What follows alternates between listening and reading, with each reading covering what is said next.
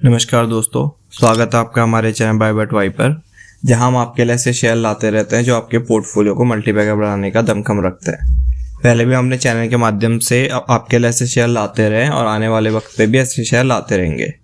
तो इसी प्रकार के शेयर्स का अपडेट जानने और हमें कुछ मोटिवेशन प्रदान करने के लिए हमारे चैनल को सब्सक्राइब करिए। आज हम बात करेंगे इंडिया की सड़कों पे धूम मचाने वाली एक कंपनी की। बहुत ही बेहतरीन कंपनी और ऐसी ऐसी गाड़ियाँ बनाती है जिसको लोग देखते हैं कि वाह क्या गाड़ी है, क्या क्वालिटी है। महिंद्रा एंड महिंद्रा लिमिटेड बात करते हैं। Company large cap category company है, बट क्या बेहतरीन इसका अभी मार्केट बढ़ रहा है, क्या बेहतरीन इसके प्रोडक्ट आ रहे हैं। तो वैसे तो ज़्यादातर मैं लार्ज कैप कंपनियों पे स्टॉक्स नहीं बनाता क्योंकि मुझे लार्ज कैप में ज़्यादा दिलचस्पी रहती नहीं है, लेकिन ये कुछ ऐसी कंपनीज होती है जिन पे इग्नोर करके आप रह नहीं सकते हैं, जिनको इग्नोर नहीं किया जा सकता है। तो ये एक ऐसी कंपनी है जो बहुत ही बेहतरीन है। बात करते हैं Mahindra and Mahindra limited company की। ऑटोमेटिव कंपनी है, इंडिया में 2 व्हीलर्स बनाती है, 3 व्हीलर्स बनाती है और 4 wheelers PVC CVC tractor and earth movers में काम करती है। अब बात करते हैं इनके ट्रैक्टर भी आपने देखे होंगे, क्या बेहतरीन इसके ट्रैक्टर्स रहते हैं। और 2 व्हीलर्स में भी महिंद्रा देखे होंगे, बहुत सारे आपको देखने को मिलेंगे। ग्लोबल प्रेजेंस की बात कर रहे हैं तो 22 इंडस्ट्री है और 100+ कंट्रीज में ये है और 150+ एंटिटीज में कंसोलिडेटेड बेसिस पे ऑपरेट करता है।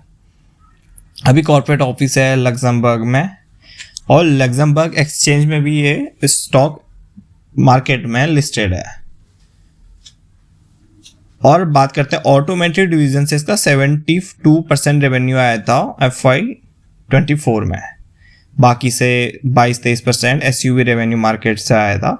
और इसकी आप गाड़ियों की क्वालिटी देखेंगे इंडियन मार्केट में, अगर किसी से बोलेंगे कि एक बजट फ्रेंडली गाड़ी क्या हो सकती है तो आपको ज़्यादातर लोग महिंद्रा एंड महिंद्रा की गाड़ियाँ ही सजेस्ट करते हुए दिखेंगे। और फार्म इक्विपमेंट सेगमेंट में भी 25% का स्टैंड अलोन रेवेन्यू है ये सब। और अभी देखते हैं तो जो डोमेस्टिक ट्रैक्टर मार्केट में शेयर्स है वो 43% है, ऑल टाइम हाई पे पहुंच चुका है क्योंकि लोगों को इसकी क्वालिटी दिख रही है, समझ आता है कि कितनी बेहतरीन गाड़ियां हैं। और फार्म मशीनरी बिजनेस में इसका रेवेन्यू जो है वो 29% के CAGR से लास्ट 3 साल पे बढ़ा है। तो ये है कंपनी के कुछ बढ़िया से फंडामेंटल्स।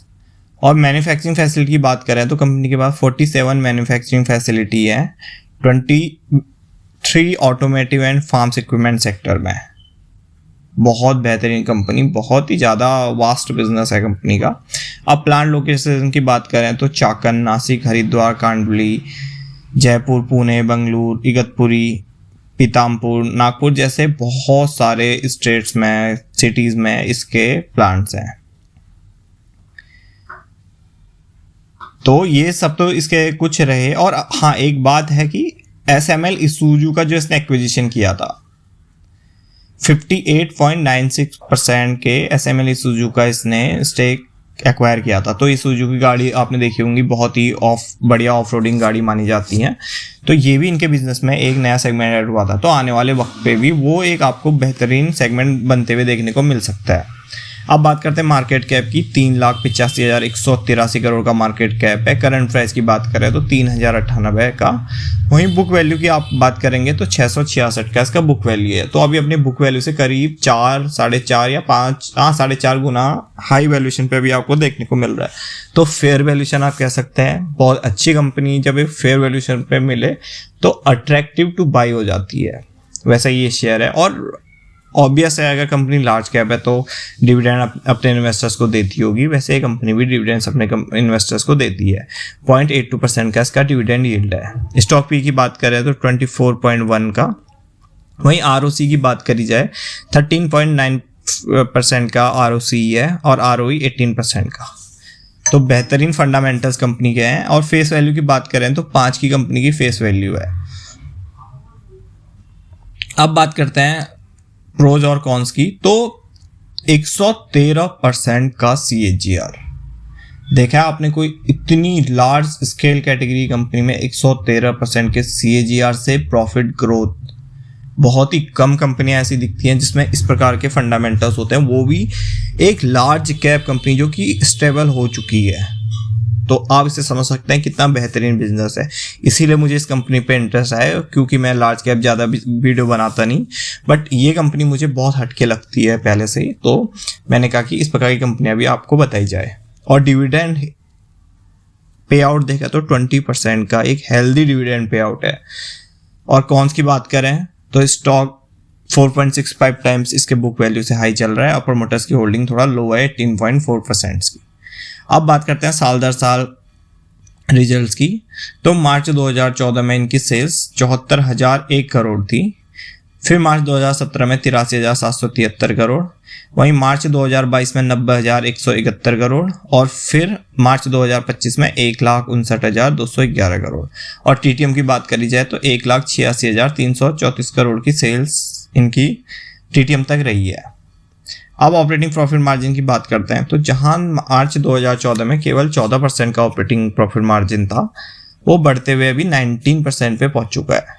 तो बेहतरीन ऑपरेटिंग प्रॉफिट मार्जिन पे कंपनी काम करती है, क्योंकि एक लार्ज स्केल पे काम करती है, काफ़ी लार्ज कैप कैटेगरी कंपनी है, तो इस प्रकार का ऑपरेटिंग प्रॉफिट मार्जिन मेंटेन करना एक बहुत बड़ा चैलेंज होता है, जो कि इस कंपनी ने बहुत बेहतरीन तरीके से आपको करके दिखाया। अब बात करते हैं नेट प्रॉफिट की। तो केवल 5,154 करोड़ का नेट प्रॉफिट था मार्च 2014 में। वहीं अभी के नेट प्रॉफिट की बात करें तो 16,904 करोड़ पे पहुंच चुका है। तो आप देख सकते हैं 10-12 साल में कंपनी का नेट प्रॉफिट करीब 3 गुना से ज़्यादा बढ़ा है। लार्ज कैप, वो भी देखना कि लार्ज कैप कैटेगरी का कंपनी। हाँ, स्मॉल कैप तो ऐसे फंडामेंटल को दिखा देती हैं कि तिगुना प्रॉफिट हो गया, चौगुना प्रॉफिट हो गया इतने साल में, but large cap category company में ऐसा बहुत कम देखने को मिलता है। स्टेबल स्टडी ग्रोथ ही हमें देखने को मिलती है। ईपीएस की बात करें तो 37 की ईपीएस अभी 126 पे पहुंच चुकी है। डिविडेंड भी कंपनी अच्छा खासा देती है, 21-22 18% का डिविडेंड पे आउट है। अभी कंपाउंडेड सेल्स ग्रोथ की बात करें तो 10 ईयर्स की 8% की कंपाउंडेड सेल्स ग्रोथ रही है। लेकिन पिछले 5 सालों में जैसा बूम इस कंपनी के प्रोडक्ट्स में आया है, तो सेल्स में भी वैसे बूम हमको देखने को मिला है। 5 साल में 16% का एक बेहतरीन कंपाउंडेड सेल्स ग्रोथ कंपनी के बिजनेस में हमें देखने को मिली है। वहीं 3 साल की बात करें तो 21% की कंपाउंडेड सेल्स ग्रोथ हमको देखने को मिली है। टीटीएम की बात करें तो 23% की कंपाउंडेड सेल्स ग्रोथ हमें देखने को मिली है। जैसे जैसे इसकी सेल्स बढ़ी है वैसे वैसे ऑब्वियस सी बात है प्रॉफिट बढ़ेगा। लेकिन 10 ईयर्स में जहाँ इसका कंपाउंडेड प्रॉफिट ग्रोथ केवल 16% था, और अगर 5 साल में देखें तो एक अलग ही आंकड़े हमें देखने को मिलते हैं, जो कि लार्ज कैप कैटेगरी कंपनी के लिए बहुत ही एक अनयूजुअल और बहुत रेयर फिनोमिना होता है। तो 5 साल में 113% के कंपाउंड प्रॉफिट ग्रोथ से इस कंपनी ने अपने रिजल्ट दिखाए हैं।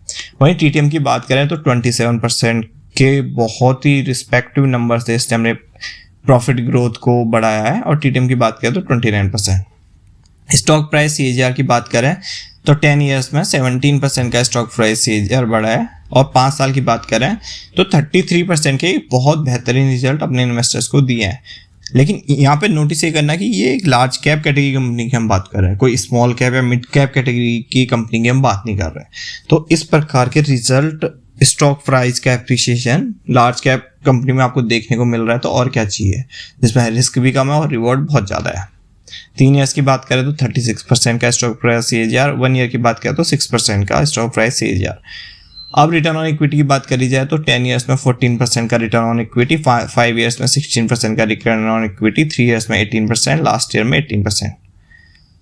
बात करेंगे कंपनी के बोरोइंग की, जहां कंपनी की मार्च 2014 में बोरोइंग केवल 35,167 करोड़ थी, से बढ़ते बढ़ते अभी 1,26,709 करोड़ की बोरोइंग हो चुकी है।